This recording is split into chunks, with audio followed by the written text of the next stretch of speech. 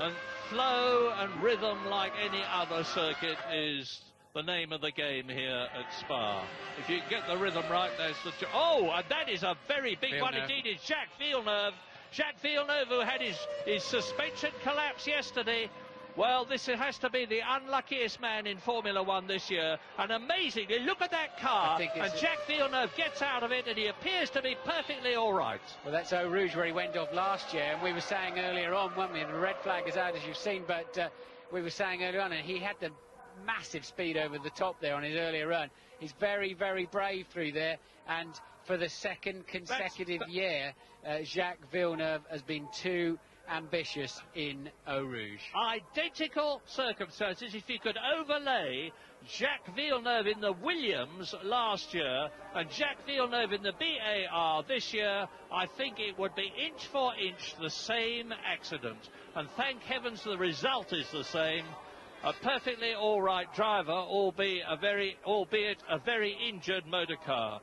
And of course, without a doubt, yes, the session has been stopped because they've got to get that broken machinery off the track. And look at the energy that's absorbed there. And look at isn't this incredible? He was doing an enormous speed when he went off and into the tyres. And that's another indication of how good the safety conditions are in Formula One these days. As Craig Pollock, who must be thinking, what else can possibly go wrong this year, gets off the pit lane gantry at the BAR position. You might also be thinking that's another $500,000 just gone in the wall, because that destroys everything. Chassis, of course, all the suspension. Inevitably, it would have broken the engine and the gearbox too. So that car absolutely just disposable. Throw it away. There's very little they can take off of that. And even they throw the seat belts away. Once a driver's had a big impact like that, the seat belts get thrown away too. But other people lose out, of course, at this moment, because, for example, Frentzen was on a very good lap, and that lap gets red flagged off.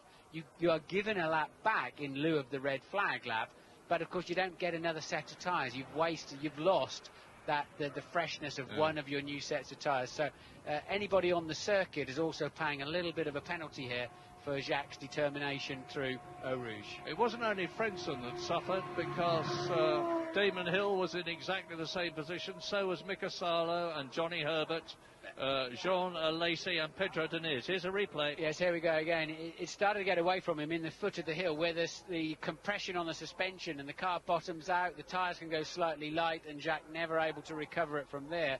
Does it actually roll over? I was trying to catch it earlier on. Yes, it does look. It actually does a roll and ends up right way round again. That is an enormous with Jacques accident. in it, of course. Yeah. I mean, you are tightly belted. You can't move a muscle. Your head can move from side to side.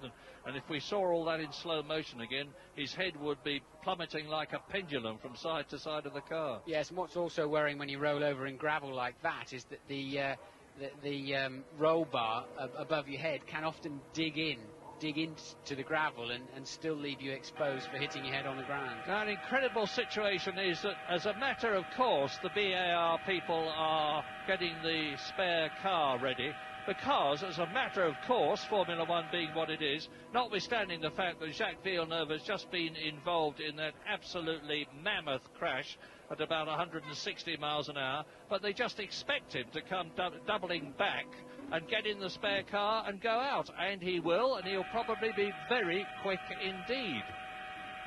But so, whilst that debris is being cleared up, and you have a look at the runoff area for the corner, with 28 minutes and 51 seconds still to be run when the session is restarted, let's absorb what the situation is. Well, no, let's have a look at Jacques Villeneuve going off. Back end goes straight into those rows of tyres with, and immediately just calmly lifts his visor, gets out of the car, having undone his safety belts, waves to the crowd and sprints back. Yes, Mika Häkkinen fastest, David Coulthard second fastest. So it's looking, as Mika Häkkinen there talks to Adrian Newey, the technical head of McLaren in the garage, like another McLaren front row. And Louise has got Craig Pollock with her. Yes, I have. Craig, that was one hell of a shunt your driver just had. Well, he had the same shunt last year, and he thought it was the biggest one he'd had. But I think having a look at this is the biggest. The most important thing is Jacques looks as if he's okay, and he's ready to get into the backup car. Any idea what speed he was doing? It's not a question of the speed, I don't know, but I know that he was flat out. Thanks. We're glad he's okay. Well, we've just seen Jack walking into the garage with Erwin Gollner, who is the physio at the BAR team and would have been the first chap to look at him. Yes, I remember having dinner with Jacques in Tokyo last year prior to going down to Suzuka, and he said, oh, let's talk, what's your best ever accident, you know? And he gets so excited talking about his big crashes he had over in IndyCar racing and Eau Rouge here, and Jacques gets quite a buzz out of that sort of thing. While they're clearing up the mess, we're going to take a quick break.